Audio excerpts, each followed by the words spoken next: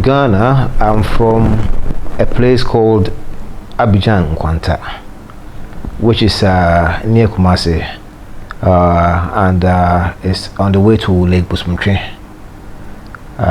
in Ghana. That's where I come from, yes. And then how would you describe the family you grew up from?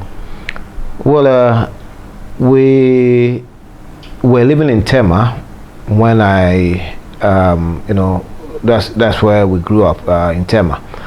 My dad was an engineer at a place called Gaip at the time, but I think at the moment it's called Tos. The Ghana, that's the oil refinery, Tema oil refinery, yes. Okay. That's where my father was, and my mom was a petty trader.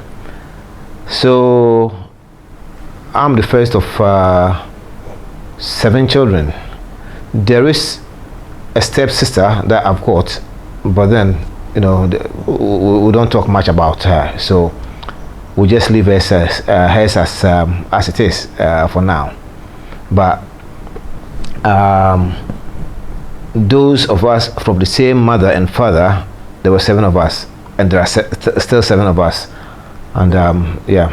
Oh, okay. The focus of this interview is to actually find out how you made it from Ghana to London, where you've lived almost all of your life. So let's get to know, how did it all start from Accra to Banjul, that is Gambia?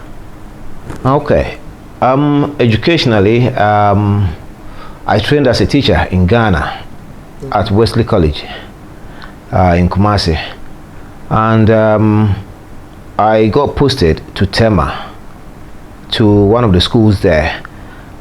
Because of confidentiality, I can't mention the name of the school because we haven't sought any consent from them. Sure. So I was posted to Tema, and I taught in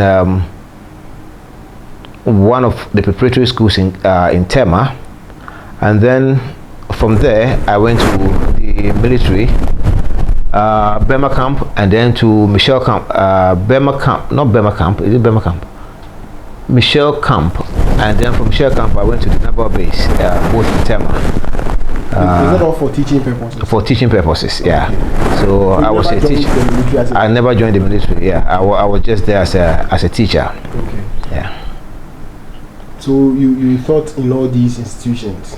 Yes, I taught in those 3 institutions, and then at some point I thought maybe if I should continue to live in Ghana, maybe things won't go well for me, because at the time teaching wasn't very lucrative. It wasn't a very good job at the time.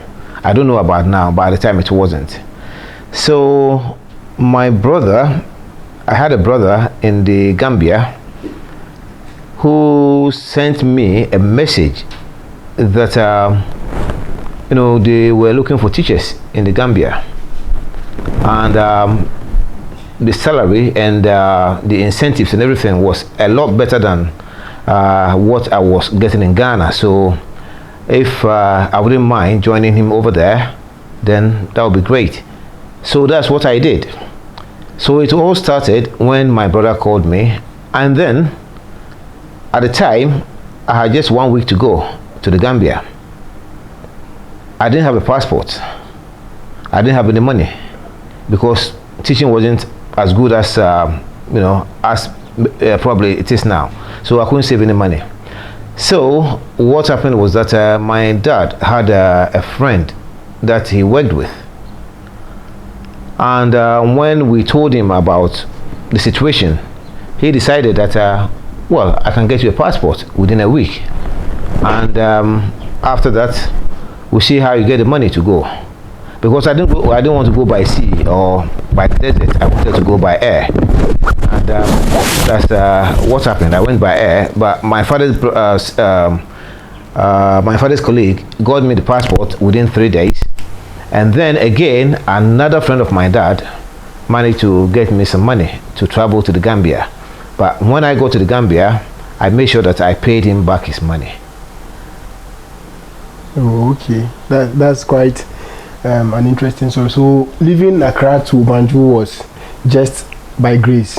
It was just by grace, because I wasn't thinking about it. It wasn't something that was in my mind. All what I was thinking about was maybe just live in Ghana, get some money, travel to London or to America or to somewhere. But I didn't know that it was going to be like step by step. Sometimes things happen that way. You can't always get things from one end to the other. It starts from one end, you get to the middle, you stop for a bit, and then you continue from there. And so that's what happened to me. So when I got to the Gambia, I got a teaching job, as my brother had told me, and I started teaching. Luckily, I managed to get a very good school to teach in, and it was a contract for 2 years. So almost to the end of my contract, I had a problem. And the problem, maybe you might want to know what the problem was. Sure, we surely want to know what the problem was. What happened was that nearer to the 2 years contract, to the end of my contract, at the time I was doing some part-time teaching as well. I was teaching some children in their own homes. So from school, I'll go to individual homes to teach children. Mm-hmm. And at the end of the month, I'll gather some money from the places that I was teaching. So at some point, I went to collect my pay at the end of the month from one of the children that I was teaching. I mean, from the dad or from the parents. And on my way to my home, I got robbed. That's what we call I was pickpocket. Yes. Somebody stole my money from my pocket. But what had happened was that I met this guy. We bumped into each other, and then this guy started apologizing. He even knelt down to apologize to me that it wasn't intentional. And I said, oh, it's okay, just get up and go. So as he was getting up, I saw that some of the money that was in my pocket were on the floor. And then I found out that the guy had taken my money. So there was a gentleman there at the time who, with that gentleman's assistance, we managed to give this thief a good chase, but we couldn't get him. Mm-hmm. So the guy who was helping me at the time said, where the thief was going was dangerous, so we should rather return and go to the police station and report. So we went to the police station to report the case, and we put down our statements, and the gentleman went away. I didn't know him from anywhere, but it was like a good Samaritan. He came, gave me the help, and then he went his way. But he put his statement down and then gave me his address and his name, and said that if he was needed at the police station at any time, I could give him a ring. Okay. So at some point, let's say, I can't remember the exact date or how many days later that the police rang me to say that they've got the thief, they've got the person who stole my money. Mm-hmm. So I should go to the police station and collect my money. So at the time I was with a friend, and I told the friend about it, and he says, well, you are lucky, let's go and collect the money from the police. So at the time it was about 11 p.m., 11 at night. We walked to the police station because the police station wasn't too far from our home. We walked to the police station, and when we got there, there were a whole lot of people in the at the police station. And then in a room somewhere there was plain clothes policemen, but at the time we didn't know that they were plain clothes. We saw them as all being criminals. Okay. Yeah. So they invited us to that room, and then there was a lineup to find out if I could pinpoint the person who had taken my money. But So that was a form of an identification parade at the time. For you to identify the criminal. To identify the criminal. Okay. So that's what I did. So I managed to identify the person who had taken the money. And the inspector said to me, "How did you know that this is the guy who stole the money?" And I said, "Because I saw him when he stole the money." And then he says, "But you met him just once, and amongst all these people, you've managed to identify him. Don't you think this is a bit crazy?" So I said, "No, what's crazy about this?" And then he says, "If it was him, he wasn't going to be able to identify the person. So that's the officer. The officer. He was like, if he was the one. He was the one whose money had been stolen. He wasn't going to be able to identify the thief." Wow. So I said, "What are you trying to arrive at? What are you saying?" And then he says to me, "I think there was a criminal activity involved between the two of you." I said, "What criminal activity?" And so he invited the guy. The guy couldn't speak English, so I couldn't understand what the guy was saying. But then they interpreted what the guy was saying to me. And in a nutshell, what the guy was saying was that, one, I was a Nigerian. Two, my name was Michael, which he got right because of the statement that I wrote at the police station. And three, I gave him some hard drugs, specifically cocaine, to sell. And then he sold the cocaine, he took the money, and then I met him and I said he was a thief. I started chasing him. Well, is there any little truth in what? There was no truth in it. No truth at all in what this guy was saying. But what I was beginning to think at the time was that maybe this criminal, because he was a known criminal within that area, so what I was beginning to think was that maybe he has something to do with the police. There are so many criminals who pay the police to protect them. So this was somebody like that who had paid the police to protect him. Okay. Yes. So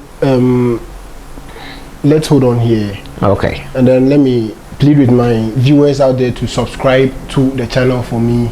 If you haven't subscribed to the channel yet, kindly do me that favor by hitting the subscribe button down there. You can follow with the notification bell just in case we post any other video.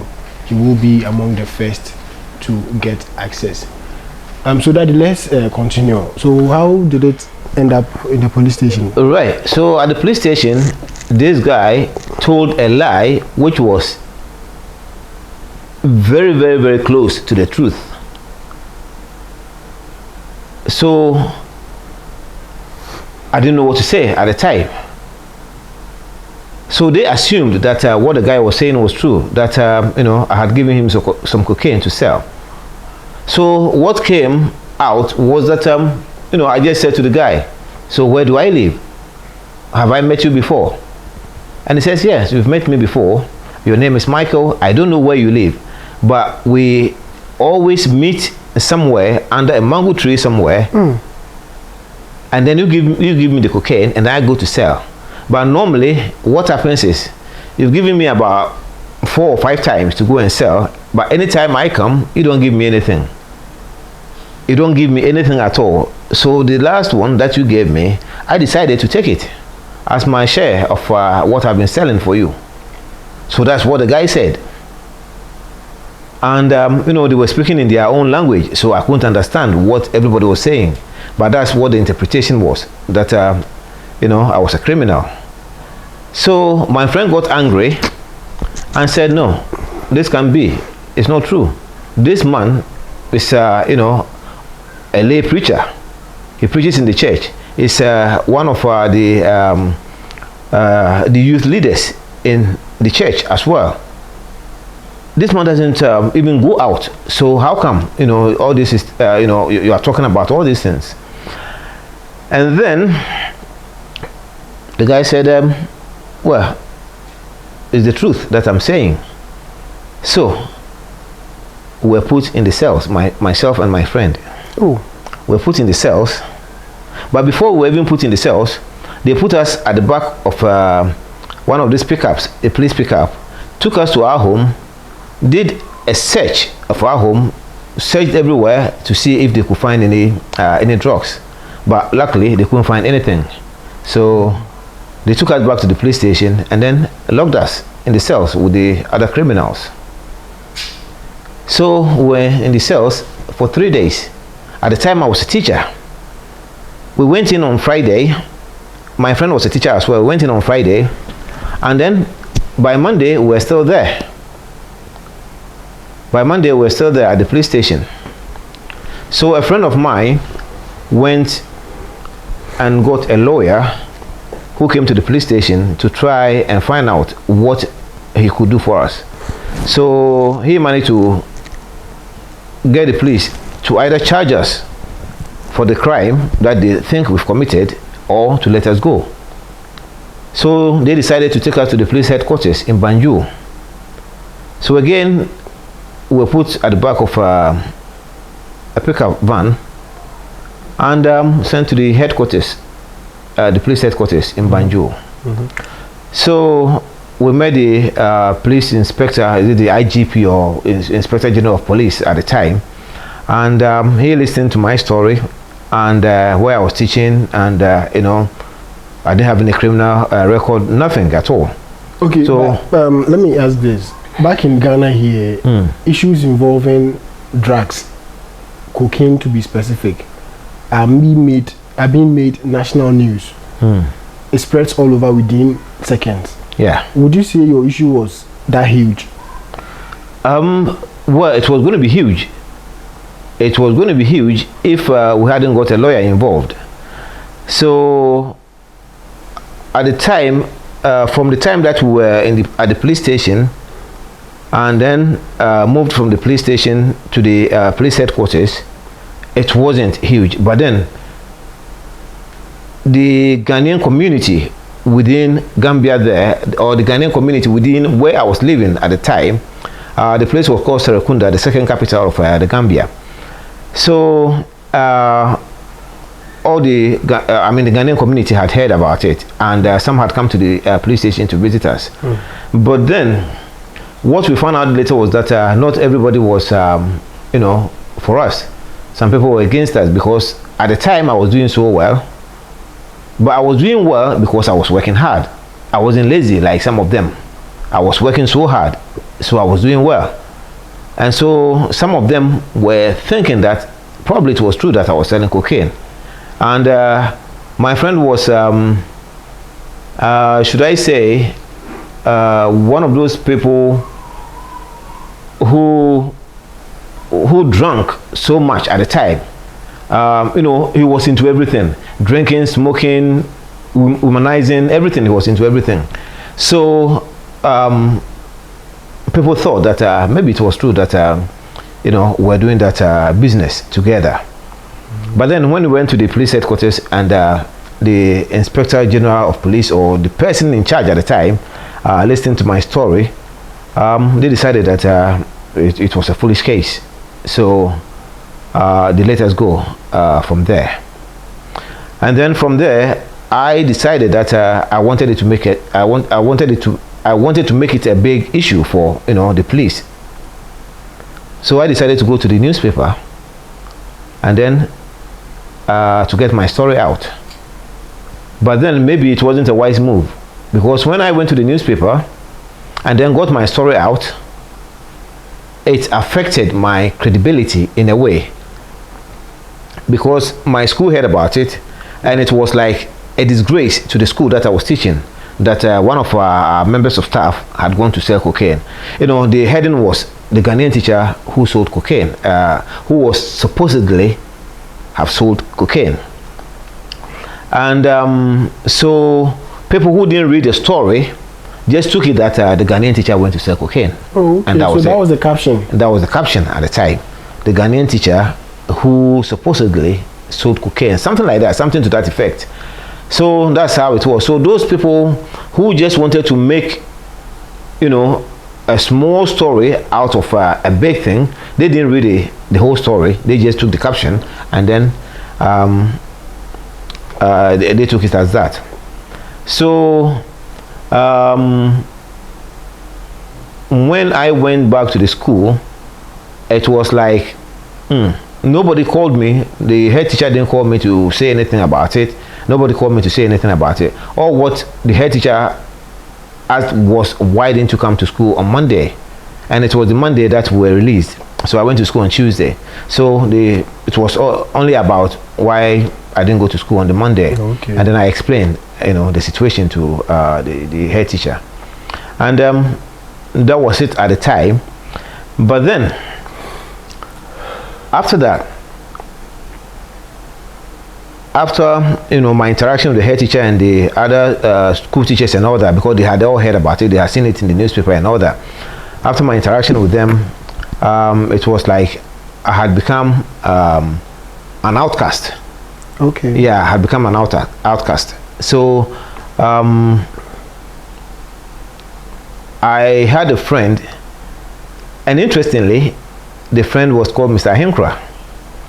Oh, okay. He was the only one who was a bit supportive of me throughout the whole situation.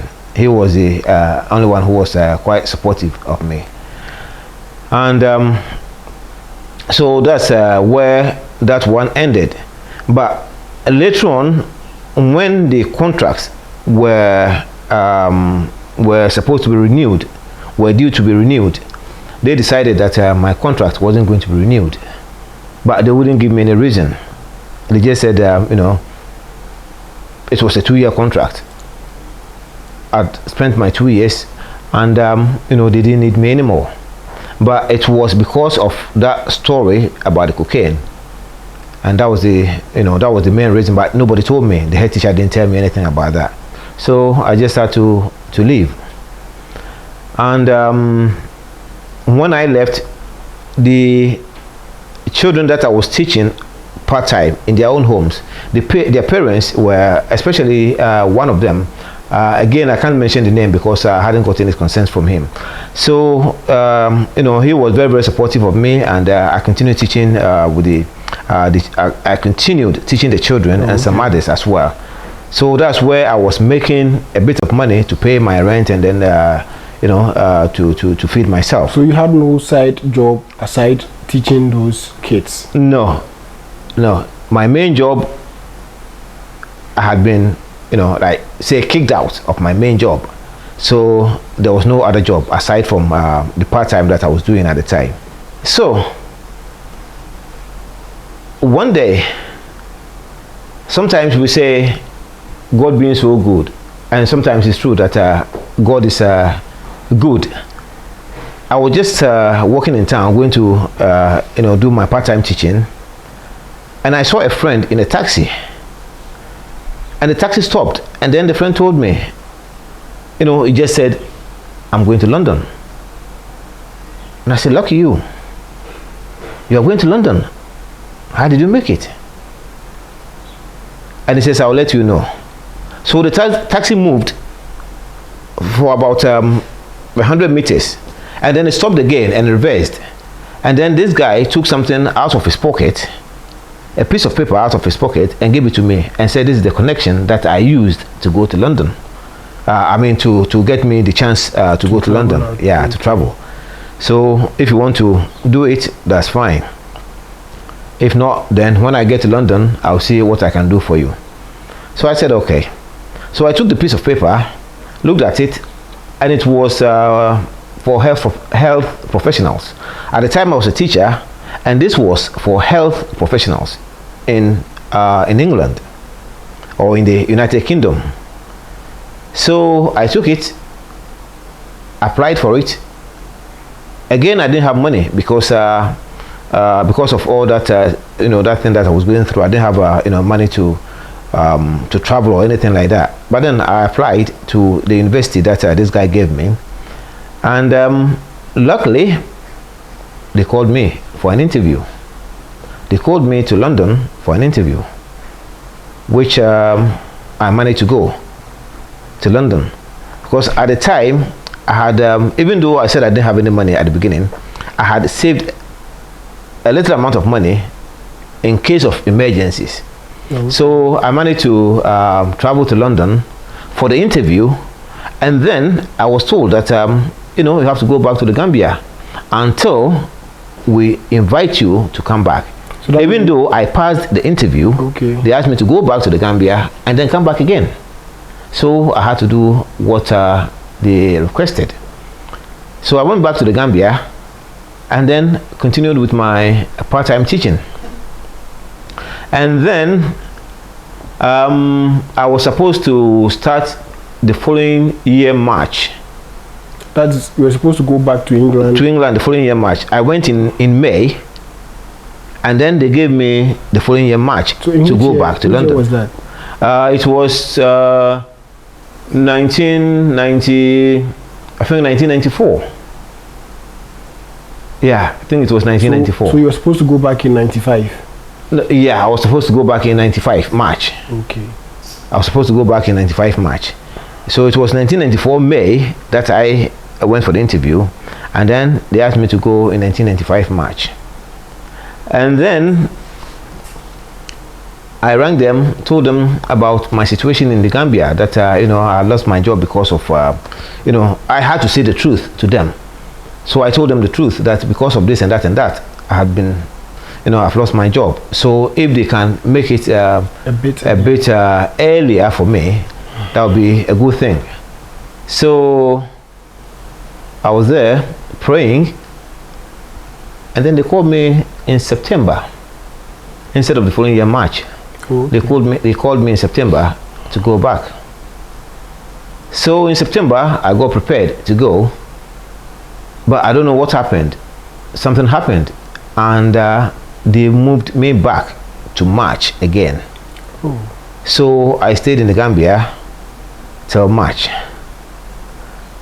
And then when I was going for the visa in March to go to London,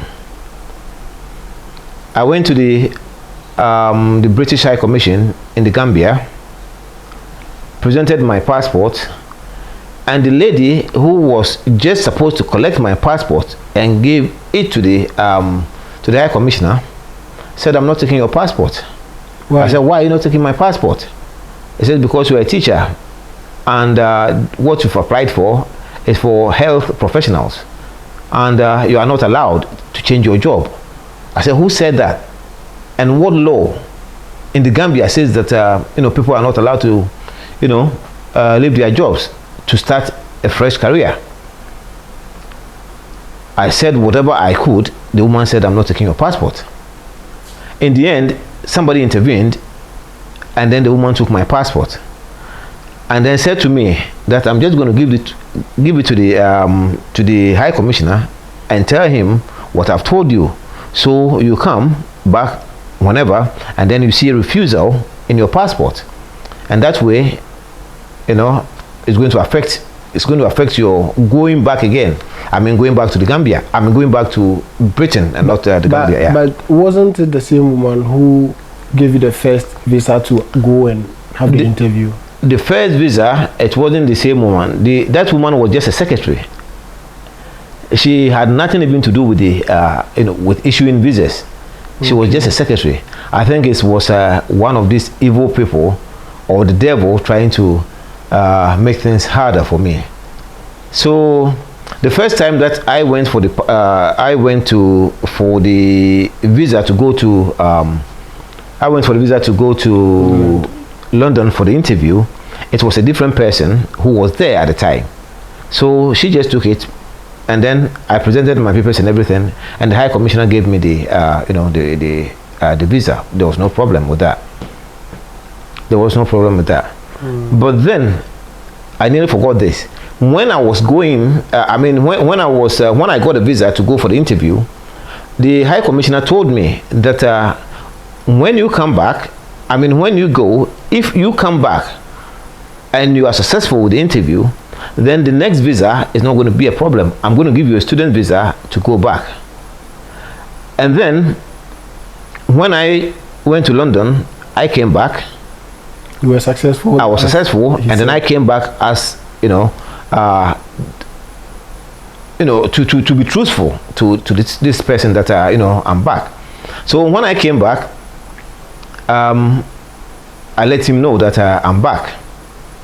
And then when the time came for me to go for the to go finally, that was when this woman was saying that I'm not taking your your passport because you are not allowed to change your career. Okay, so due to what were you worried? Were you so much disturbed when the woman told you she's not going to accept your passport? Yes, I was. Maybe I'll say yes and no. Yes, yeah. I'm asking this because you had an assurance from the High Commissioner. The High Commissioner, yeah, that if you're able to come back successfully, yeah, the second visa is not going to be a problem. Yes. But then I'm sure you didn't have easy access to the commissioner himself. No. You had to go through a channel, which was the woman. Yeah. That's why I'm asking, were you worried? Because you knew you had an assurance from the commissioner. From the commissioner. This woman was almost trying to be a stumbling block. A stumbling block, yeah. Yes, I was at the time. I was at the time that because this woman wouldn't even let me see the High Commissioner, and I wasn't sure whether the High Commissioner even remembered my name. So this woman wouldn't let me see the High Commissioner. So I just left my passport there and then went home. And so I was thinking about it, praying about it, and then the same day I went to a restaurant to have something to eat. And then I met this guy. Well, I was just saying my story, what I had, what the woman had told me at the High Commissioner's place. And then this gentleman, came up and says, I know the High Commissioner. I teach the children. Is this somebody you knew already? It was somebody that I knew already. Okay. Yeah, it was somebody that I knew already, another Ghanaian. So he says, I know the High Commissioner. I teach the children piano, how to play piano. So I'll take you there and then explain things to the High Commissioner. So anyway, he took me there and then introduced me that, this is my my nephew is going to London and all that. You gave him the visa for the first time, and now he's come, and this woman is, going on about not changing his career and all that. And then the High Commissioner said, okay, meet me at the office. We went to his residence, his private residence. And then he says, meet me the following day at the office. So the following day, I went to the office to meet him. And that was around the time that my case, was booming, was going all over the place. The case about the selling of the cocaine. So when I went to meet the High Commissioner the following day, he says, do you know the Ghanaian teacher who sold cocaine and was arrested? I didn't know what to say, but then I thought I had to say the truth. So I said, I'm the one. Wow. And then he says, I know you are the one. But if you had lied to me, even though I promised you that when if you should come back after your interview, I was going to give you the visa. If you had lied to me this time, I wasn't going to give you the visa. All right, viewers, let me thank you once again for joining Chapter 1 Media. This is getting very much interesting. Kindly do subscribe for me if you want to hear more of this. Do me that favor, hit the subscribe button and then follow with the notification bell down there for more videos. You just heard what he said. He never said a lie. If he had lied to the commissioner, that would have been the end of his traveling experience. Yeah. So Daddy, continue. What happened when you met him? So he says, if you lied to me, I wasn't going to give you the visa, but you've been truthful, and you seem like a perfect gentleman. You seem like a good person. And then he told me about he told me a story about himself being, pickpocket. Is that how we say it? Yeah. He had his pocket picked. He had his money stolen, like how I had my money stolen, because I told him the story about how the whole thing happened from the end. I mean, from the beginning to the end. So he told me his story as well, that he had this money taken as well when he went to the beach and all that in the Gambia. So he believed that what I was saying was the truth. So he gave me the visa, and I was left with how to get to England, because I didn't have money at the time. I was doing this part-time teaching. The first time I managed to go with my own money. The second time I didn't have enough money to go. So the time came, I went to all my friends, nobody had any money, to support me. So one of the children that I was teaching, the dad, God bless him, this gentleman, I went to him, told him my story, he and the wife, and then he paid me my money. I was living at the middle, at the middle of the month, so I wasn't supposed to be given full salary. But when I told him, he says, you got the opportunity to go to London, so why should I keep you here? I'll get another teacher to teach my children. So there you go. Thank you for all the things that you've done for us. And he gave me some money. That's your full salary? He gave me my full salary. And then he said to me, I'll come and see you at home. So I went home, and then the day before I left, the day before I went to buy my ticket, this gentleman came and gave me some money to be able to buy a one-way ticket. So it wasn't enough to buy a return ticket. It was just enough to buy a one-way ticket. You were going to start a new job, so why was it necessary to get a return ticket? Yes, that's how it is. In case I went to England at the time and I didn't like it, then the government wouldn't have to spend any money on me. I'll have to use my own ticket to go back to the Gambia, or to where I came from. So even though I was going, it should have been one way, but I had to buy a return ticket. So I didn't have the money, but I decided to try my luck. So I went to the agent who sold the tickets, the air travel company. I went there, met this woman. I just said to the woman, I wanted a one-way ticket to London because I'm going to start a new job, or I'm going to start a new career. And then she says, you need to buy a return ticket in case you went to London and you didn't like it, or in case you went and then something happened and you decided to come back, you have to use your own ticket. So I told her that I don't have the money for for a return ticket. And so she said, I'll give you the ticket as return. I'll give you a return ticket. Mm-hmm. And then when you go, just if you want to come back, just come back with it. If not, then that's the end of it. So she gave me a return ticket, even though I paid a one-way ticket. She gave me a return ticket. Wow. And then I went to I just said thank you to her, and that was my your goodbye to Gambia. My goodbye to the Gambia. But the thing that sometimes I think about is that I didn't see this woman again to say thank you to her for the help that she gave me. I didn't see the other gentleman that I was teaching the children. I didn't see him again to say thank you to him. So I don't know whether they are still alive or they are still there. I have no idea. But wherever they may be, God bless them for the help that they gave me. Sure. So how was it like living your last day in Banjul?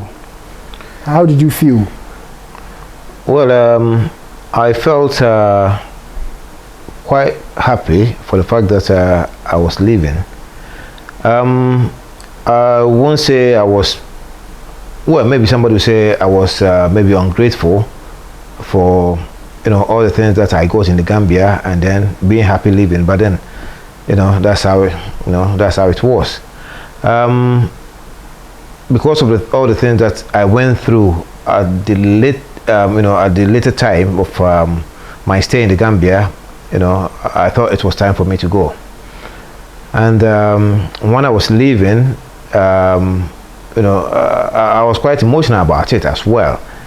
And then when I got to the airport, at the Gambia airport, the Banjul airport, I didn't know what to think. I didn't know whether my friend was going to come and meet me at the airport in London or what. Oh, so you had arranged with a friend who was already in London? Yes, I had arranged with a friend who was already in London.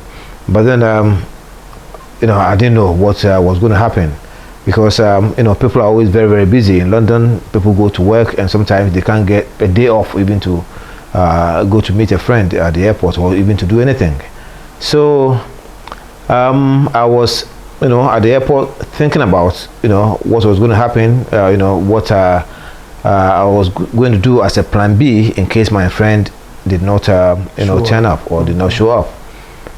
Whilst I was there, this gentleman came to me, a white gentleman came to me. I can't remember his name. He came to me and then said to me, gentleman, where are you going? Did you know him already? I didn't know him. I didn't know him anywhere. Wow. Yeah. So he just came and then, started talking to me and said to me, where are you going? And I said, I'm going to London. Do you know anyone there? I know somebody there, but I'm not very sure whether this person is going to come and meet me or not. And then he says, I'm also going to London. And so whatever happens, I'll be there for you. If we get to London and your friend or whoever is coming to meet you doesn't come, I'll take you home. And then, when you manage to get your friend or you manage to get somewhere to go, then I'll see you off to go. So whilst we were talking, I found out that his father was the head preacher of the church that I was going to at the time. And like I said earlier in the conversation, I was a lay preacher. That means I was somebody who used to preach in the church. Mm-hmm. And I was a youth leader as well. Okay. So luckily, I don't know whether it was fate that brought us together, but we got on the plane and we got to London. When I got there, or when we got there, my friend hadn't come. We waited for about 2-3 hours before he came. But this gentleman stayed with me, got on the phone with my friend, made sure my friend was coming, and then waited until my friend came before he left. And again, like I said in the earlier part of the conversation, I couldn't get this man's number, and I never met him again, even to say thank you to him. And the father is passed away now, so there's no way that I can contact this gentleman to say thank you to him for all the help that he gave me at the airport. But then wherever he is, I can't remember his name, but wherever he is, if he sees me and he remembers me, then I'm the one that he helped when we were coming from the Gambia to London in 1995. Yes, March 1995. Oh, okay. Yes. So would you say whatever you went through involving this theft, all this struggle you went through at the latter part of your contract is what helped you to become who you are now? Yes, I think so. Because sometimes they say God moves in mysterious ways. Sometimes you'll be somewhere where you are happy with yourself and with whatever is going on, but then God wants to move you to a higher position. So sometimes things have to happen for you to move from where God wants to move you to, because sometimes as humans we don't understand things, but if something happens in your life and you are not comfortable where you were before, then God tells you move to this end, and that's where you go to. And luckily, this theft and all those things that I went through in the Gambia, helped me to move on. Otherwise, maybe I was just going to be happy with the contract in that school, and then stay there like some of my friends who are still there for so many years now. There are still friends who are in the Gambia, and they haven't managed to achieve anything at all. They haven't. Friends you were in Gambia with as far back as 94? As far back as, as far back as 1990. Are still in Gambia? They are still in the Gambia. Okay. Some of them are old, some of them have died recently ahead of the death of a couple of them in the Gambia.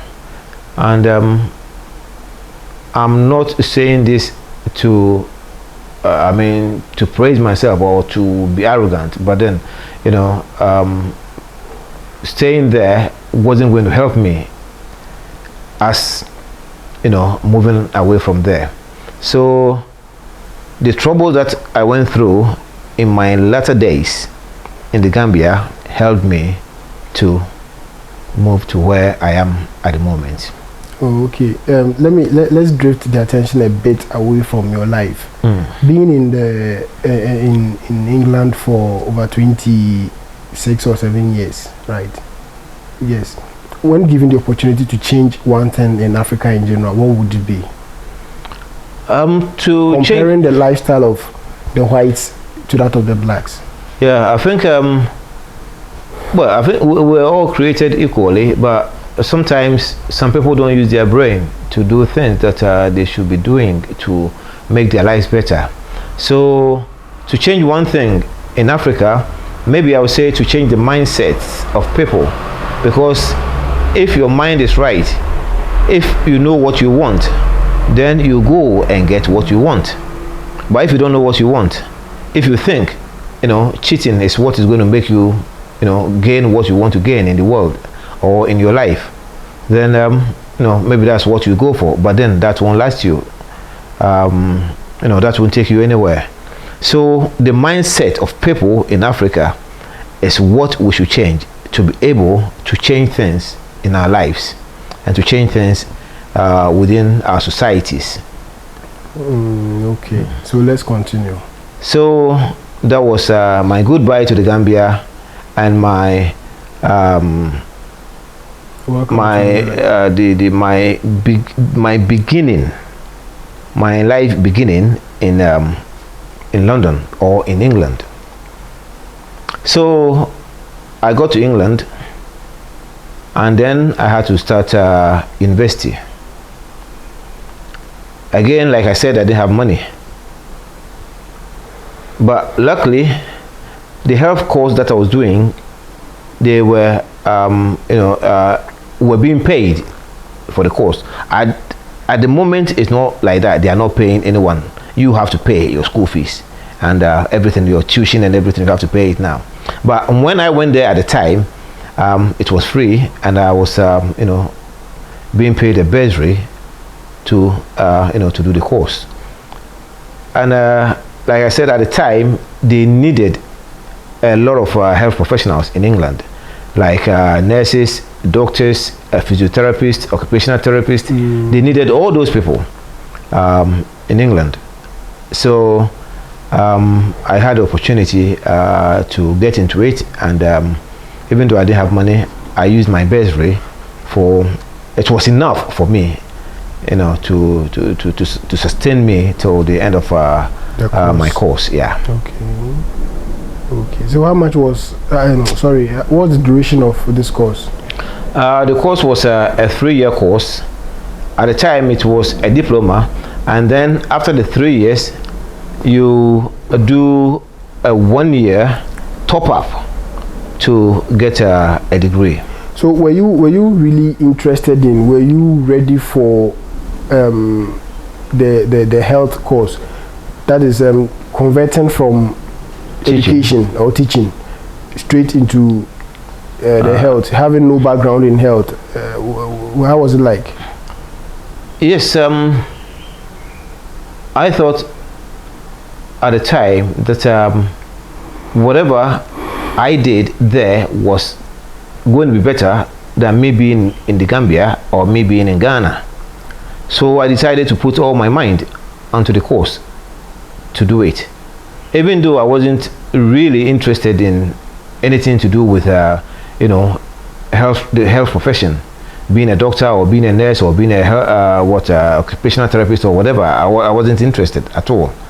But then I decided that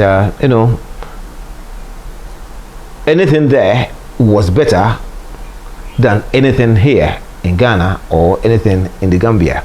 So I decided to go ahead with the course and to finish it.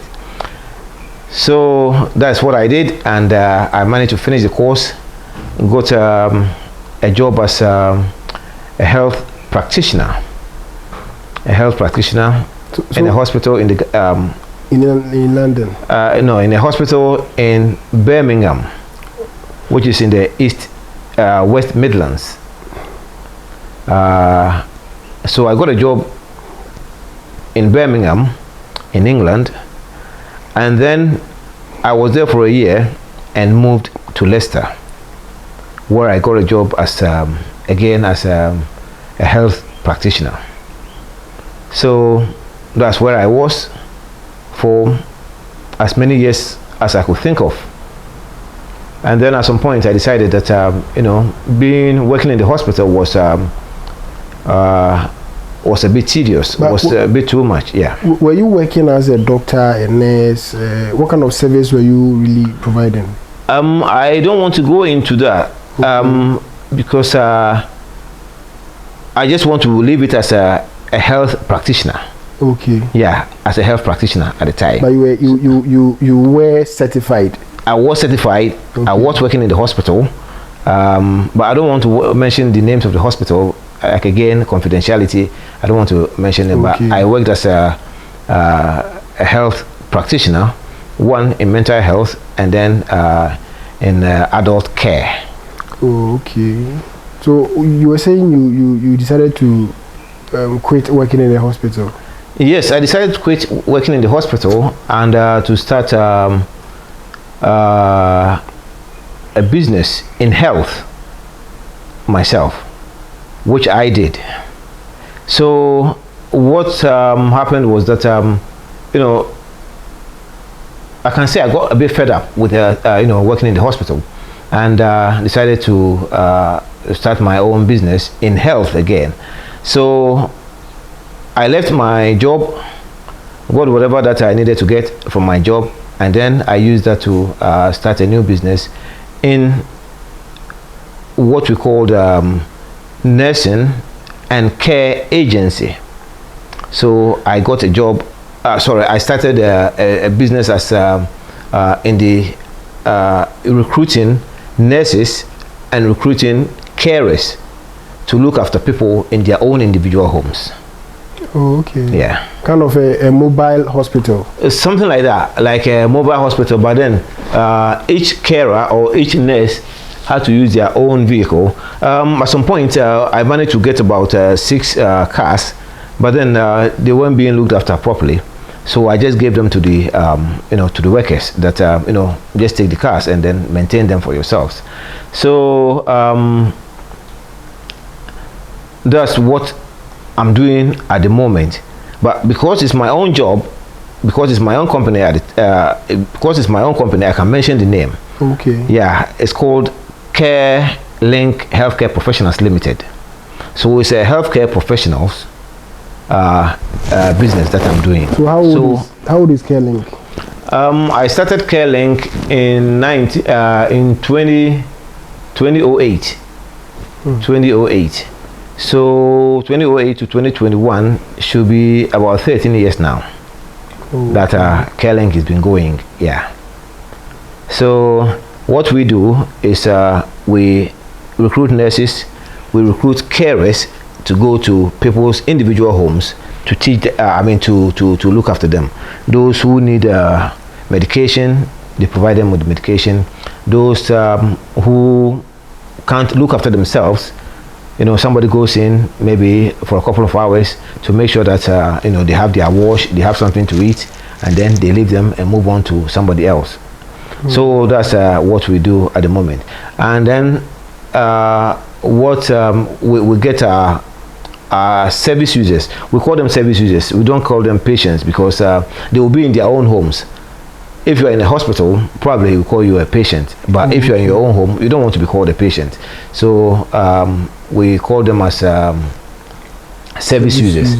So the service users that we have, we get them from the hospitals. So the hospital where I was working before, that's where we get our service users from. So when somebody goes to the hospital, they get treated and they come home maybe to die, or maybe to get themselves better. Then we link. We are like a link between the hospital and the community. So we go into the community and then look after those who can't look after themselves. Medication wise, we do that. Injection, washing, helping people to wash themselves, feeding people, helping them to feed themselves, getting people to go out into the community to socialize with people. And sometimes there are people who are on their own, who need somebody to live with them. So we send somebody to live with them for about maybe a month, 2 months, depending on what they want. But we've got people that who we've been looking after for many years, that we've got people living with them. We've got people living with them. But like I said, because of confidentiality, I can't mention any names. But that's what we do at the moment. So at the moment, I'm the CEO of CareLink Healthcare Professionals Limited. Yeah. So if you look at where I was from the beginning to where I ended up, or where I've ended up, you see that you haven't ended. Yes. where I am at the moment. No, sure. Yeah, where I am at the moment, you see that there was a divine connection somewhere that I have to be thankful for. Because when I went to England, I met people who had been there before me, people who went there before me that I knew. But then, things worked out better for me than, for some of them.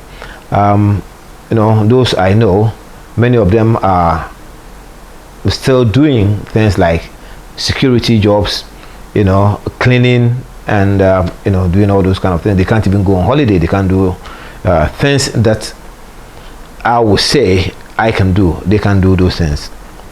So sometimes we say it's not about you being first. That means that you're going to be better than whoever comes second. It doesn't work that way. So that's where I am now. So at the moment, like I said, this is the job I do, and my wife works with me as the director of nursing and care operations. That's what my wife does, and then I'm the chief executive officer of CareLink Healthcare Professionals. Okay, that's quite interesting to hear. Would you like to talk about your family? How big is your family? I've got 2 girls. Okay. And a boy. Yeah, the boy is the oldest, followed by the 2 girls that I've got. Okay. Yeah. Let's throw a little light on CareLink. How big is CareLink? CareLink is quite big at the moment, but I don't want to go into our finances. Normally, when you go into the finances, that's what shows you how big CareLink is. We don't even want to know about finances, as in the employers. Yeah, the employers. Yeah, at the moment, we've got 50 workers, 50 workers, and those who work full time and part time and all that. And then we have others who do what we call bank nursing. So they come in as and when they need work. Okay. Yeah. So the bank nurses or the bank carers come in as and when they need work. But then there are full-time workers who are there all the time, working. So you provide healthcare for service. Yeah, we provide healthcare for Leicester. That's what I want to. Yeah, within Leicester, within Leicestershire. Yeah, within Leicestershire. So do you have any plans to? Say again. Do you have any plans to break your boundaries? Yes. We work within Leicestershire, but then we've got service users in Leeds, like North Yorkshire in England, which is about 300 miles away from where CareLink is. So CareLink is all over England. We are registered for all over England, but at the moment we are based in Leicester, and we work within Leicestershire. But wherever we get a service user that we think we can cope with their situation or whatever they are going through, if we can, afford to send carers to them, then that's what we do. So yeah, we work within England, but then at the moment we are based in Leicestershire. Oh, okay. So wrapping up, I would like you to give a little advice to the youth of today. So the advice that I'll give to the youth of today is that work hard. Don't go into this Sakawa business, internet fraud and those kind of juju money and those kind of nonsense, like miracle money. All those things are things that people shouldn't think about. Work hard, get up in the morning, go to work, and that's the miracle that anybody can give you or God can give you. Getting up in the morning, going to work, earning your money, and enjoying your money. That's it. All right. I would like to thank you very much for your time with us. We had a nice conversation with Mr. Michael Ajekum, a Ghanaian living in Leicester. He has shared with us a very interesting story, how he made it from Ghana to Banjul and then to London. It wasn't, let me say, it was a graceful lifestyle. It was a lifestyle full of grace. Thank you very much. Subscribe to the channel once again, and then leave a comment below. Thank you. Bye bye.